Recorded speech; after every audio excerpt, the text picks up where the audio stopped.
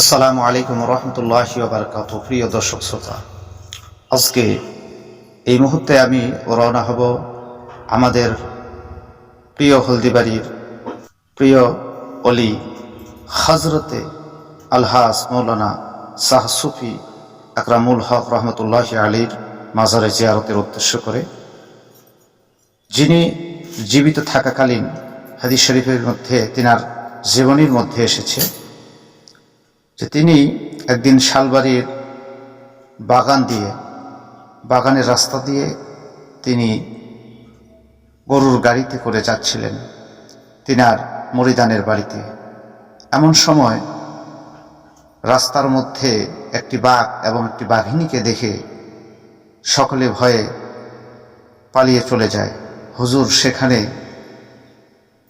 দাঁড়িয়ে থাকে এবং বাঘ আর বাঘিনী দুজনই এসে হুজুরের পায়ে চুমু খেতে শুরু করে।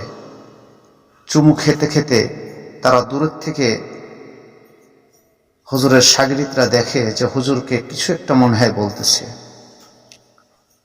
এরপরে যখন বাঘিনী মাথা সতরিয়ে দিয়ে মাথায় হাত বুলিয়ে দিয়ে হুজুর তাদেরকে জঙ্গলে যেতে বলে, তারা যখন জঙ্গলে চলে যায়, এরপরে হুজুরের শাগিরিদগণ হুজুরকে জিজ্ঞাসা করে, হুজুর বাঘিনী মনে হয় আপনাকে কিছু বলল, হুজুর আপনি যদি বলেন যে তারা কি বলল আমরা শুনে খুশি হতাম।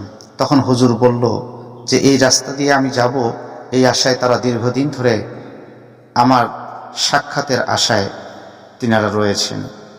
আজকে তাদের মনের আশা আল্লাহ পাক রব্বুল আলামিন কবুল করেছেন। তিনাদের বড় আশা তিনারা বাবা মা হবেন। তিনারা হলো নিঃসন্তানী বাঘিনী। আমি দোয়া করে দিলাম আল্লাহ পাক যেন তাদেরকে সন্তান দান করেন। সত্যিকারে আল্লাহর অলিদেরকে আমরা চিনি অথবা না চিনি, কিন্তু জঙ্গলের বাঘিনীরাও আল্লাহর অলিদেরকে চিনে। তিনার মাজারে যাব ইনশাআল্লাহ। এরপরে আপনাদেরকে সে মাজারটি আমি দেখাবো। আসসালামু আলাইকুম রহমতুল্লাহ।